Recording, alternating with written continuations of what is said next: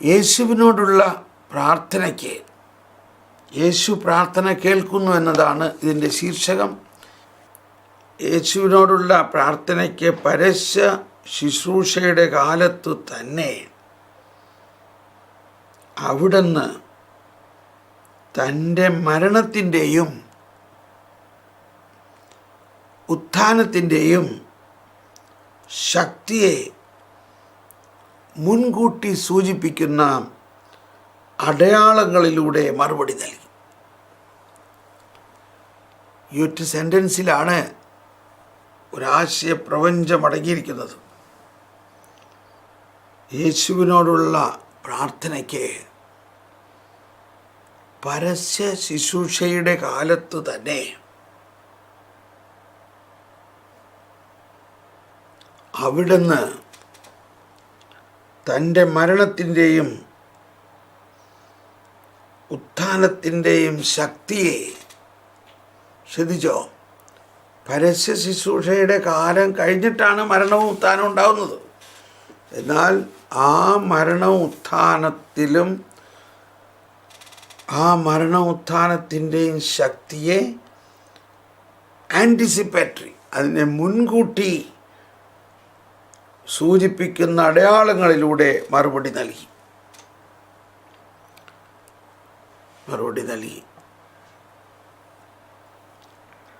അതിൽ നമ്മൾ വളരെ പ്രധാനപ്പെട്ട ഒരു വ്യക്തിയാണ് കുഷ്ഠരോഗി. ഈ കുഷ്ഠരോഗി എനിക്ക് വളരെ പ്രിയപ്പെട്ട ഒരു ക്യാരക്ടറാണ്. കാരണം അനിമേഷൻ ഫിലിമിൽ ആദ്യത്തെ ഫിലിം ഉണ്ടാക്കിയത് ഈ കുഷ്ഠരോഗിയെ സൗഖ്യപ്പെടുന്നതിനെക്കുറിച്ചാണ്. അത് രണ്ടാമത് റീമേക്ക് ചെയ്തു. ഈ ആശയങ്ങളെല്ലാം ഒരുപക്ഷെ ഇനിയും അത് റീമേക്ക് ചെയ്യണമെന്ന് തോന്നുകയാണ്. അത്രയ്ക്ക് വലിയ ഉൾക്കാഴ്ചകളാണ് അതിൻ്റെ അകത്ത് അടങ്ങിയിരിക്കുന്നത് എന്നുള്ളത് ഈ കഴിഞ്ഞ ക്ലാസ്സുകളിൽ നമ്മൾ കേട്ടു. അത് വലിയ പ്രധാന ഒരു സംഭവമാണ്. ഓക്കെ, ഇനി അതിനെക്കുറിച്ച് ഞാൻ അധികം വിശദീകരിക്കുന്നില്ല. തുടർന്നുള്ളത് ജൈറസ്, പിന്നെ കാനാൻകാരി, നല്ല കള്ളൻ. അപ്പോൾ ഇത് വളരെ പ്രധാനപ്പെട്ട സംഭവങ്ങളാണ് എന്ന് മുൻകൂട്ടി തന്നെ നമ്മൾ മനസ്സിലായിരിക്കുന്നത് കൊണ്ട് മർക്കോസിൻ്റെ സുവിശേഷത്തിലെ ഭാഗമായിട്ടാണ് ഇവിടെ എടുത്തിരിക്കുന്നത്. മർക്കോസ് 5:36.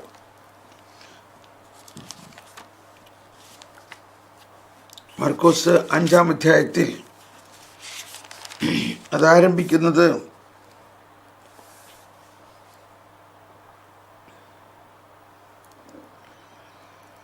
21 മുതൽ ആരംഭിക്കുകയാണ്. അല്പം വിശദം ആയിട്ട് പഠിക്കേണ്ട വലിയൊരു രഹസ്യമാണ് ഇതിനകത്ത്.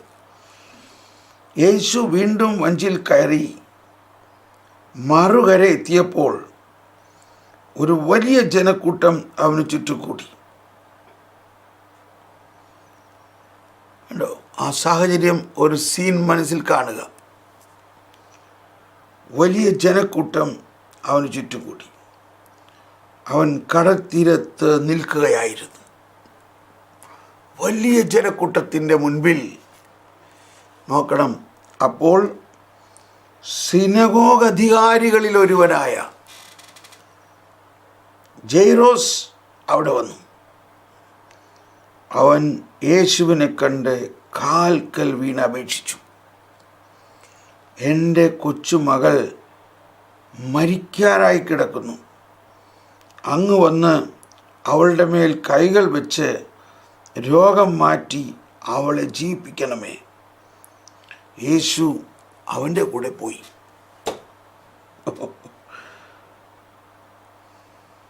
വലിയൊരു ജനക്കൂട്ടം തിങ്ങി ഞെരുങ്ങി പിന്തുടർന്നു.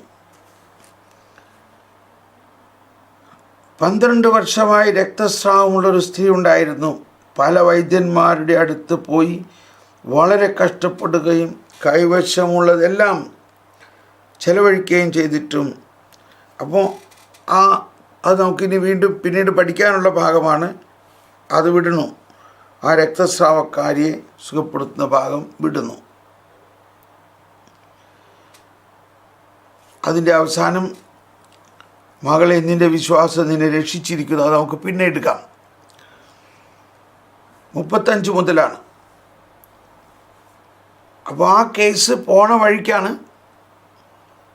അങ്ങനെ ആ സംഭവത്തിൻ്റെ അകത്ത് വേറൊരു സംഭവം വന്നു. അതൊക്കെ ഭയങ്കര അർത്ഥമാണ് അതിൽ. യേശു സംസാരിച്ചുകൊണ്ടിരിക്കെ സിനഗോഗ് അധികാരിയുടെ വീട്ടിൽ നിന്ന് ചിലർ വന്നു പറഞ്ഞു, നിന്റെ മകൾ മരിച്ചു. ഇനി ഗുരുവിനെ ഇനി എന്തിനു ബുദ്ധിമുട്ടിക്കുന്നു? ഇത് കേട്ട് യേശു സിനഗോഗ് അധികാരിയോട് പറഞ്ഞു, ഭയപ്പെടേണ്ട, വിശ്വസിക്കുക മാത്രം ചെയ്യുക. പത്രോസും യാക്കോബിൻ്റെ സഹോദരൻ യോഹന്നാനും ഒഴികെ മറ്റാരും തന്നോടുകൂടെ പോരാൻ അവൻ അനുവദിച്ചില്ല. അവൻ സിനഗോഗ് അധികാരിയുടെ വീട്ടിലെത്തി. അവിടെ ആളുകൾ വലിയ ബഹളം വയ്ക്കുന്നതിനും ഉച്ചത്തിൽ കരയുന്നതിനും അലമുറ ഇടുന്നതും അവൻ കണ്ടു. അകത്ത് പ്രവേശിച്ച് അവൻ അവരോട് പറഞ്ഞു, എന്തിനാണ് നിങ്ങൾ ബഹളം വയ്ക്കുകയും വിലപിക്കുകയും ചെയ്യുന്നത്? കുട്ടി മരിച്ചിട്ടില്ല,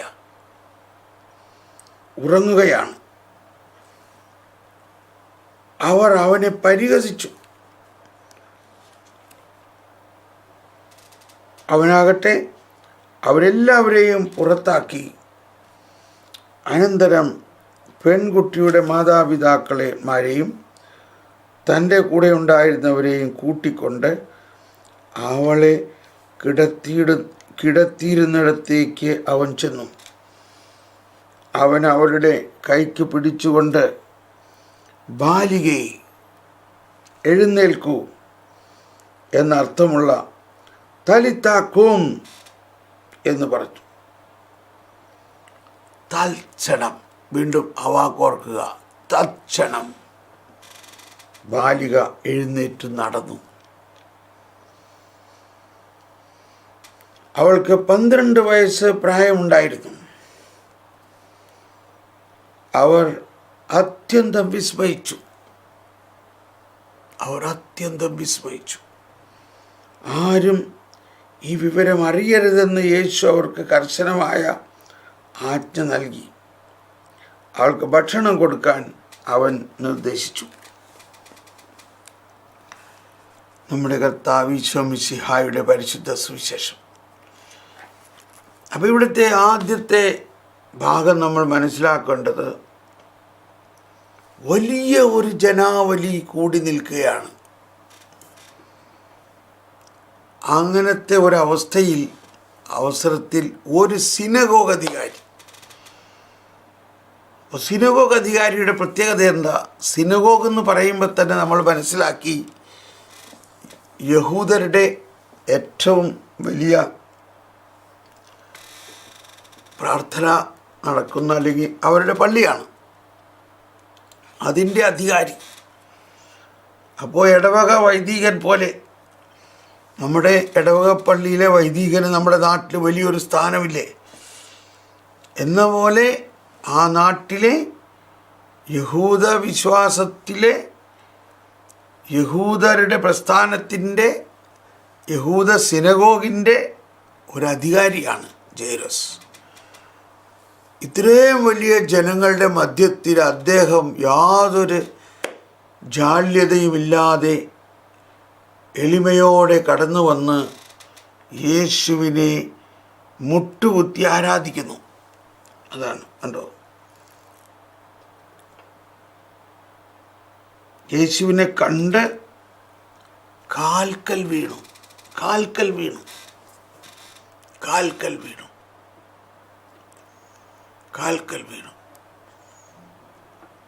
ഇപ്പോൾ നമ്മൾ പലപ്പോഴും പറഞ്ഞിട്ടുള്ളതാണ്, മർക്കോസിൻ്റെ സുവിശേഷം യേശുവിൻ്റെ ദൈവത്വത്തിനെ മുൻതൂക്കം കൊടുത്തുകൊണ്ടുള്ള സുവിശേഷമാണ്. യേശുവിൻ്റെ ദൈവത്വം. അപ്പോൾ യഹൂദരുടെ ഇടയിൽ നമുക്കറിയാം, യേശുവിനെക്കുറിച്ച് ഒരുപാട് പേർക്ക് നല്ല അഭിപ്രായമില്ല. ഇവൻ മോശയുടെ നിയമങ്ങളെ പൂർണ്ണമായിട്ട് സ്വീകരിക്കുന്നില്ല. അവൻ പാപികളോടും ചുങ്കക്കാരോടുമൊപ്പം ഭക്ഷണം കഴിക്കുന്നു, അവരുടെ വീട്ടിൽ പോകുന്നു, പാപികളെ തൊടുന്നു, കുഷ്ഠരോഗിയെ തൊട്ടു. അതെല്ലാം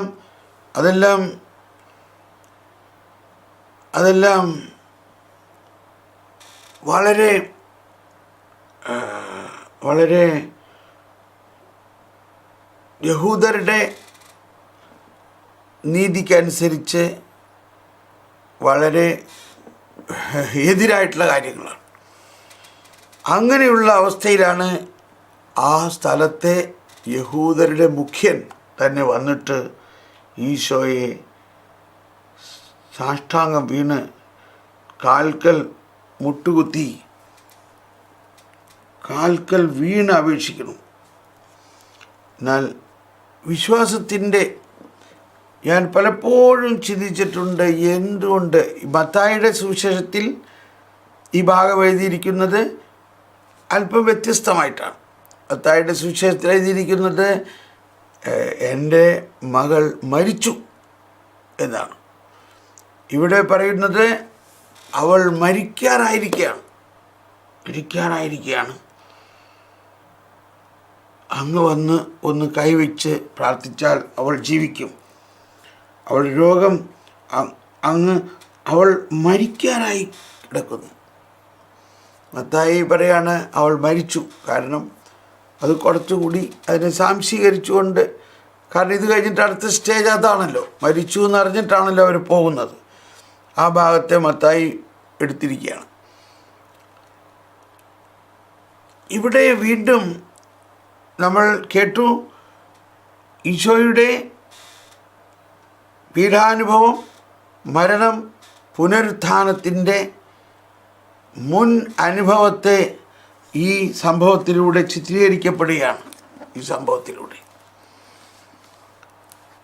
അതായത് ഒരു വശത്ത് യഹൂദരും മറ്റ് ആളുകളെല്ലാം യേശുവിനെ എതിരായെങ്കിലും ചില യഹൂദർ യേശുവിനെ സ്വീകരിച്ചവരുണ്ട്, യേശുവിനെ ആരാധിച്ചവരുണ്ട്. യേശു ഉടനെ ജൈറസിൻ്റെ വീട്ടിലേക്ക് പോവുകയാണ്. അത്രയും ജനക്കൂട്ടത്തെ എല്ലാം വിട്ടിട്ട് യേശു ഉടനെ ആ ബാലിക, മരിക്കാറായി കിടക്കുന്നൊരു ബാലിക, അപ്പോൾ മരിക്കാറായി കിടക്കുന്ന ബാലിക യേശുവിനറിയാം ഉടനെ തന്നെ ആ കൊച്ചു മരിക്കുമെന്ന് യേശുവിനറിയാം, തീർച്ചയായിട്ടും അറിയാം.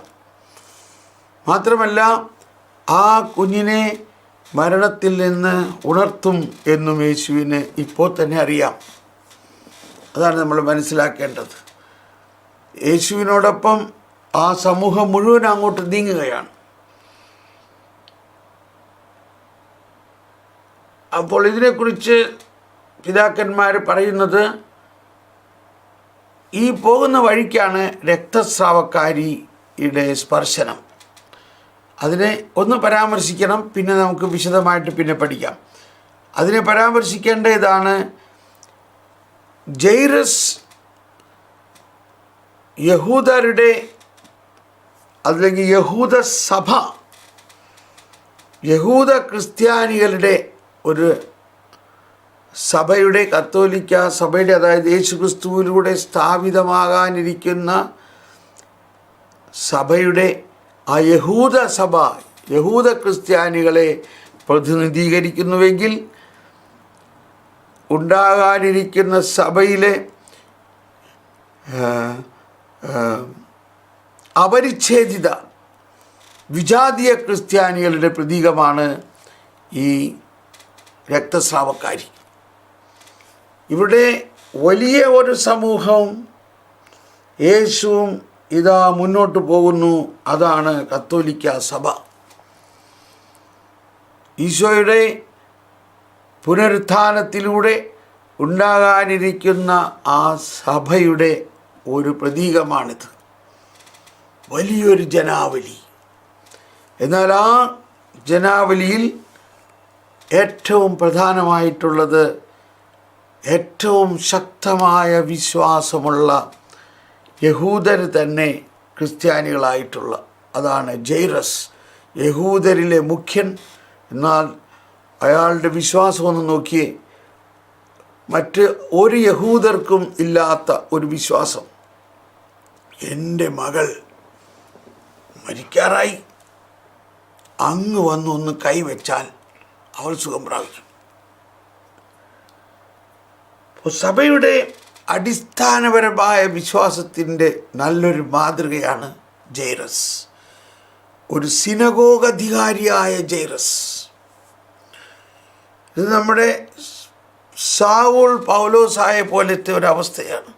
ഒരു സിനഗോഗ് അധികാരിയായ ജൈറസ് ആ സിനഗോഗിൻ്റെ മോശയുടെ എല്ലാ നിയമങ്ങളെയും തത്വങ്ങൾക്കും അതിനേക്കാൾ പൂർണ്ണത നിറഞ്ഞ യേശുവിൽ വിശ്വാസം അർപ്പിക്കുന്നു. അതാണ് രക്ഷ യഹൂദരിൽ നിന്ന് വരും. അത് ശരിക്കും മനസ്സിലാക്കി അല്ലെങ്കിൽ അതിൽ വിശ്വസിച്ചുകൊണ്ട് അങ്ങനെ ഇതാ സഭ ആരംഭിക്കുന്നു, സഭ മുന്നോട്ട് പോകുന്നു. അപ്പോഴാണ് അനേകം വിജാതീയർ സഭയിലേക്ക് ആകർഷിക്കപ്പെടുന്നത്. അത് ദൈവത്തിൻ്റെ പ്രവർത്തനമാണ്. ഒരു വിജാതീയ സ്ത്രീയായ ആ രക്തസ്രാവക്കാരി യേശുവിനെക്കുറിച്ച് കേട്ടിട്ടുണ്ട്. എന്നാൽ ഒരു കാര്യം എല്ലാവർക്കും അന്നറിയാം, രക്തസ്രാവം ഉള്ളവർ മറ്റുള്ളവരെ തൊടാൻ പാടില്ല. എങ്കിലും അവൾ വിശ്വസിക്കുകയാണ്, ഞാൻ അവൻ്റെ ശരീരത്തിൽ തൊട്ടില്ലെങ്കിലും അവൻ്റെ വസ്ത്രത്തിലെങ്കിലും ഒന്ന് തൊട്ടാൽ സൗഖ്യമാകും. അതാണ് അവിടെ വിജാതീയരുടെ ആ വളരെ സിംപ്ലിസിറ്റി, ഏറ്റവും സിംപ്ലിസിറ്റിയാണ് അവരുടെ പ്രാധാന്യം. അവർ മുൻപിൽ വരാൻ പോലും അവർ അർഹതപ്പെട്ടതായി കണക്കാക്കുന്നില്ല. യേശുവിൻ്റെ മുൻപിൽ വരാനുള്ള അർഹതയില്ല. എങ്കിലും ആ പുറകുവശത്ത് കൂടി വന്ന് ഒന്ന് തൊട്ടാൽ മതി. പുറകുവശത്ത് കൂടി അവരിലുള്ള അപകർഷതാബോധമെല്ലാം ഉണ്ട്. അവർ യേശുവിൻ്റെ മുമ്പിൽ വരുന്നേയില്ല. പക്ഷേ പുറകുവശത്ത് കൂടി ഒന്ന് തൊട്ടപ്പോഴേക്കും ഉടനെ യേശു ചോദിച്ചു, ആരാണ് എന്നെ തൊട്ട്? എന്നിൽ നിന്നും ശക്തി പുറപ്പെട്ടല്ലോ. കണ്ടോ? ഓക്കെ, ഇനി ആ സംഭവത്തെ നമുക്ക് പിന്നീട് ഇനി വിശദീകരിക്കാം.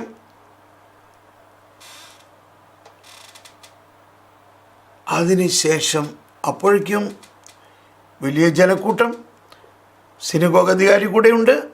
സിനഗോഗ് അധികാരിയുടെ വീട്ടിൽ നിന്നൊരു പാർട്ടി വന്നിട്ട് പറയാണ്,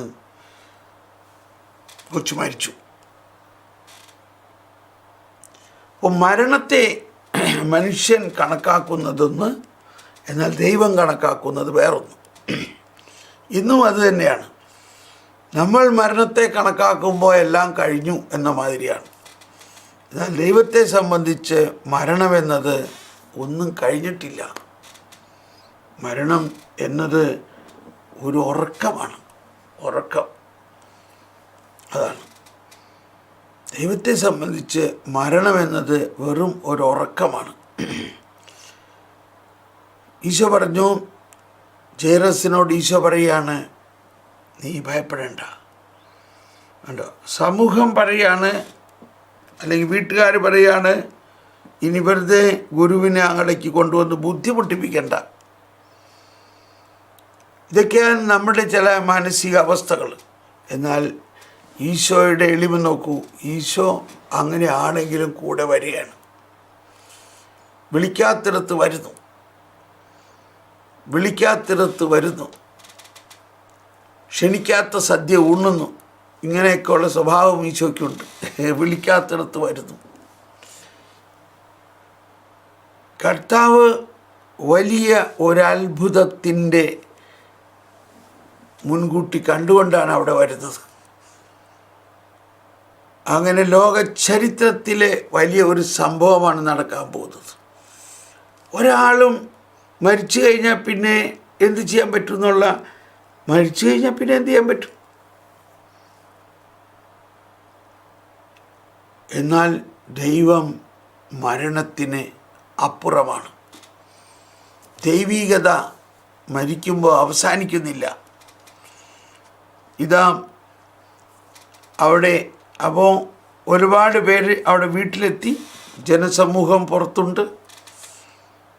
വീട്ടിനകത്തേക്ക് കയറുമ്പോൾ ഭയങ്കര കരച്ചിലും ബഹളം. അപ്പോൾ അന്നത്തെ കാലത്ത് ഇങ്ങനൊരു സമ്പ്രദായം ഉണ്ടായിരുന്നു എന്നാണ് പറയുന്നത്. ആരെങ്കിലും മരിച്ചാൽ ഉടനെ കരയാനുള്ള വിലാപ ഗാനം ആലപിക്കുകയും കരയുകയും ചെയ്യുക എന്നത് അന്നത്തെ ഒരു സമ്പ്രദായമാണ്. അങ്ങനെ വിലപിക്കാനും വിലാപഗാനം ആലപിക്കാനും കുഴലൂതി പൈപ്പൂതി കരയാനുമൊക്കെ ആയിട്ട് അതിനുള്ള ആളുകളുണ്ട് ഓരോ സ്ഥലത്തും. അവരുടനെ എത്തും.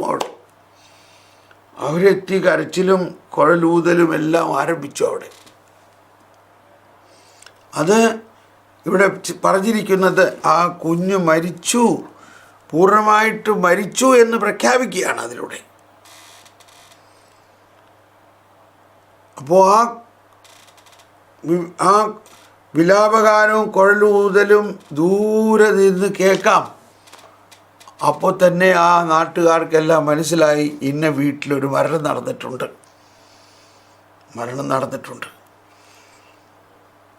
അങ്ങനെ ഇരിക്കുന്ന അവസ്ഥയിൽ ഈശോ അവിടെ വന്നു. ഈശോ വന്നിട്ട് ഈശോ പറയാണ്, ഈ കുഴലൂത്തും പാട്ടുമൊക്കെ നിർത്തു, കൊച്ചു മരിച്ചിട്ടില്ല എന്ന് പറഞ്ഞപ്പോൾ ആദ്യം അവർക്ക് ദേഷ്യം വരൂലേ? അവർ ദേഷ്യപ്പെട്ടു. നീ എന്തീ പറയണത്? നീ ഇവിടെ ഉണ്ടായിരുന്നു, ഞങ്ങളല്ലേ കണ്ടത് കൊച്ചു മരിച്ചത്. ഇവരെവിടെ നിന്ന് വന്നിപ്പോൾ കൊച്ചു മരിച്ചിട്ടില്ല എന്ന് പറയാൻ? കൊച്ചുതേ മരിച്ചെടുക്കണം ഞങ്ങൾ കണ്ടില്ലേ, അതുകൊണ്ടല്ലേ ഈ കുഴലൂത്ത് പാട്ടൊക്കെ നടത്തുന്നത്. അവനെതിരെ ചാടിക്കയറി കുറേ ആൾക്കാർ. മരിച്ച വീട്ടിൽ മരിച്ചിട്ടില്ല എന്ന് പറഞ്ഞു, കൊച്ചു മരിച്ചതേ കിടക്കണം. അപ്പം ഇതാണ് മനുഷ്യൻ്റെ വിശ്വാസത്തിൻ്റെ അവസ്ഥ. എന്നും നമ്മുടെ ലോകത്തിൽ സഭയിൽ എല്ലാം ഉള്ള ഒരവസ്ഥയാണ്. ഒരു കൂട്ടരെ വിശ്വസിക്കുന്നവരുണ്ടാകും, അവർ കാര്യങ്ങളെ വിശ്വാസത്തിലൂടെ കാണും. എന്നാൽ മറ്റുള്ളവർക്ക് അത് ഒട്ടും ഇഷ്ടമാകുക പോലുമില്ല അത്. ഈശോ അകത്തേക്ക് പ്രവേശിക്കുമ്പോൾ ഈ ആൾക്കാരൊന്നും അകത്തേക്ക് കൊണ്ടുപോകുന്നില്ല. ഈശോ കൊച്ചിൻ്റെ അപ്പനെയും അമ്മയും ഈശോയുടെ കൂടെ തന്നെ അപ്പസ്തോലന്മാരിൽ 3 പേരെ മാത്രമേ കൊണ്ടുവന്നിട്ടുള്ളൂ. ഈ 3 അപ്പസ്തോലന്മാർ ഈശോയുടെ കോർ ടീമാണത്. ഈശോയുടെ കോർ ടീമാണ്. പത്രോസ്, യോഹന്നാൻ, യാക്കോബ്. അവരെ അകത്തേക്ക് കൊണ്ടുവന്നു. ഇതാ മരണവും ജീവനും തമ്മിലുള്ള കണ്ടുമുട്ടലാണ്. കുഞ്ഞ് മരിച്ചു. അത് വാസ്തവത്തിൽ യേശുവിൻ്റെ തന്നെ മരണത്തിൻ്റെ പ്രതീകമാണ്. ഈ മരിച്ച അവസ്ഥ യേശുവിൻ്റെ മരണത്തിൻ്റെ പ്രതീകമാണ്. 12 വയസ്സായ കുഞ്ഞ്, 12 വർഷം രക്തസ്രാവക്കാരി. ഈ 12-നൊക്കെ വരെ അർത്ഥമുണ്ട്. ഇപ്പോൾ 12 ആയ പെൺകുട്ടി എന്ന് പറഞ്ഞാൽ പിതാക്കന്മാർ പറയുന്നത് അവളുടെ സ്ത്രീത്വത്തിലേക്ക് പ്രവേശിക്കാൻ ആരംഭിച്ചിരിക്കുന്നു. അവൾ പുഷ്പിണിയായിരിക്കുന്നു. ആ അവസ്ഥ സഭയുടെ പുഷ്പിക്കുന്ന അവസ്ഥയാണ്. അവിടെ ആ മരിച്ചത്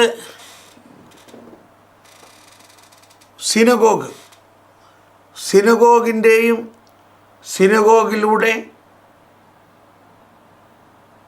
സിനഗോഗിലൂടെ പ്രകീർത്തിക്കപ്പെട്ടിരുന്ന എല്ലാ പഠനവും ആത്മീയതയും മരിച്ചു.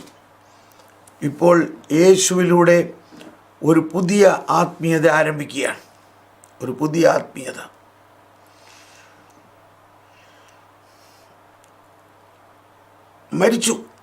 മരിച്ചതോടെ ആ പഴയ ആത്മീയത അവസാനിച്ചു. ഇതാ കുടുംബം, ആ സമൂഹം മുഴുവനും യേശുവിൽ വിശ്വസിക്കുന്നു. സഭയുടെ ആരംഭമാണത്. ഈശോ കുഞ്ഞിൻ്റെ കയ്യിൽ പിടിച്ചുകൊണ്ട് പറഞ്ഞു, തലിത്താക്കോം, ബാലിയെ എഴുന്നേൽക്കൂ. തൽക്ഷണം, കണ്ടോ, തൽക്ഷണം. ഒന്നാലോചിച്ച് നോക്കണം, മരിച്ചു എന്നത് കൃത്യമാണ്. ആ മരിച്ച മർത്യ ശരീരം, ആ മർത്യ ശരീരത്തിൽ വരാനിരിക്കുന്ന യേശുവിൻ്റെ പുനരുത്ഥാനത്തിൻ്റെ ആ ശക്തി ഇപ്പോഴേ തന്നെ യേശുവിലുണ്ട്. എന്നാൽ യേശുവിലുള്ള ആ ദൈവത്വത്തെ മറച്ചു വെച്ചുകൊണ്ടാണ്, യേശുവിൻ്റെ മനുഷ്യത്വം അതിനെ മൂടി വെച്ചുകൊണ്ടാണ് പ്രവർത്തിക്കുന്നത്. യേശു ദൈവവും മനുഷ്യനുമാണ്. യേശു മനുഷ്യനായിരിക്കുമ്പോൾ തന്നെ ദൈവത്വത്തിന് യാതൊരു ഭംഗവും വരാത്ത അവസ്ഥയാണ്. എന്നാൽ അത് എല്ലായിടത്തും കാണിക്കുന്നില്ല. ചില സ്ഥലത്ത് യേശുവിൻ്റെ ആ ദൈവത്വം പ്രകടമാക്കുകയാണ്. എന്നാൽ മറ്റുള്ളവർ നോക്കുമ്പോൾ യേശു മനുഷ്യനാണ്. അതാണ് ഉത്ഥാനം ചെയ്ത കർത്താവിൻ്റെ അവസ്ഥ. ആ ഉത്ഥാനത്തിൻ്റെ അവസ്ഥ കണ്ണ് ചിമ്മുന്ന നേരം കൊണ്ട്, തൽക്ഷണം എന്നുള്ളത് നമ്മൾ കൂടുതൽ മനോഹരമായി കാണാൻ സാധിക്കുന്നത് ആ കുഷ്ഠരോഗിയുടെ കാണുമ്പോഴാണ്. ഈ കുഞ്ഞിന് ശാരീരികമായിട്ട് മുഖഭാവത്തിലൊന്നും വ്യത്യാസമൊന്നും വരാനില്ലെന്ന്. കുഷ്ഠരോഗിയെ സംബന്ധിച്ച് തൽക്ഷണം വളരെ പ്രാധാന്യമുള്ളതാണ്. നമ്മൾക്കറിയാം, കർത്താവ് വീണ്ടും വരുന്ന സമയത്ത് കണ്ണ് ചിമ്മുന്ന പോലെ എല്ലാം രൂപാന്തരപ്പെടുന്ന പറയണത്. കണ്ണ് ചിമ്മുന്ന പോലെ, കണ്ണ് ചിമ്മുന്ന വേഗത്തിൽ രൂപാന്തരപ്പെടും. ഇത് നമുക്ക് വിശ്വസിക്കാൻ പറ്റുമോ? മരിച്ചവർ ഉയർക്കും, എന്നാൽ ഇപ്പോൾ ഉള്ളവർ രൂപാന്തരപ്പെടും. കണ്ണ് ചിമ്മുന്ന നേരത്തിൽ, കണ്ണ് ചിമ്മുന്ന പോലെ. അതാണ് തൽക്ഷണം എന്നുള്ളതിന് മറ്റ് ചില ഭാഷകളിൽ, ജർമ്മൻ ഭാഷയെല്ലാം പറയുന്നു കണ്ണ് ചിമ്മുന്ന പോലെ, ഔഗൻ ബ്ലിക്ക്. അപ്പോൾ ഈശോയുടെ വീണ്ടും വരവ് പോലും ഇതിൽ ബന്ധപ്പെട്ടിരിക്കുന്ന ഒരവസ്ഥയാണ്. തൽക്ഷണം ഈശോ വീണ്ടും വരുമ്പോൾ മരിച്ചവർ ഉയർക്കും, എന്നാൽ ഇപ്പോൾ ജീവിക്കുന്നവർ കണ്ണ് ചിമ്മുന്ന വേഗത്തിൽ രൂപാന്തരപ്പെട്ട്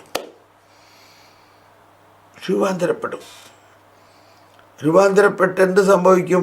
അവർ യേശുവിൻ്റെ ഉയർത്തെഴുന്നേറ്റ ആ ഉയർത്ത ശരീരത്തെ ധരിക്കും.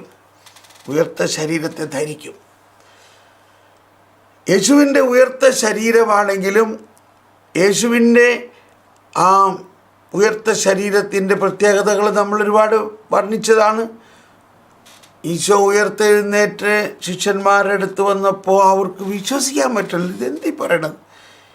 കഴിഞ്ഞ ദിവസം 2-3 ദിവസം മുമ്പ് മരിച്ചുപോയ ആൾ ഇങ്ങനെ ഇതുപോലെ ഭൂതമായിരിക്കുമോ?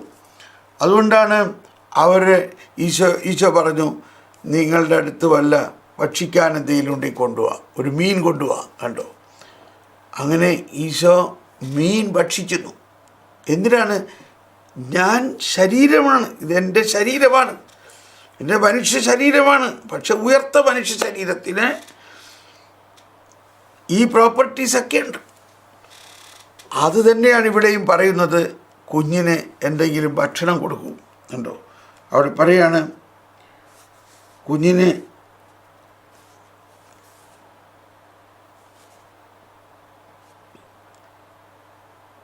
അവൾക്ക് ബാലിക എഴുന്നേൽക്കൂ. തൽക്ഷണം ബാലിക എഴുന്നേറ്റു വന്നു. അവൾക്ക് 12 വയസ്സ് പ്രായമുണ്ടായിരുന്നു. അവർ അത്യന്തം വിസ്മയിച്ചു. ആരും വിസ്മയത്തിൻ്റെ അവസ്ഥ എന്താ സംഭവിക്കണേ? ഇത് വല്ല ഭൂതമാണോ? മരിച്ച കുട്ടി. അപ്പം അതുകൊണ്ടാണ് അവൾക്ക് ഭക്ഷണം കൊടുക്കാൻ അവൻ നിർദ്ദേശിച്ചു എന്ന് പറയുന്നത്. ആ ഭക്ഷണം കഴിക്കുമ്പോഴാണ് ഇവർക്ക് ശരിക്കും മനസ്സിലാവുന്നത്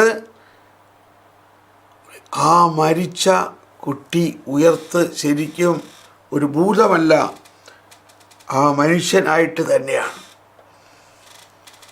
അപ്പോൾ ഇത്രയും നമ്മൾ മനസ്സിലാക്കുമ്പോൾ നമ്മൾ പല പ്രാവശ്യം പറഞ്ഞു, സഭയുടെ ആരംഭം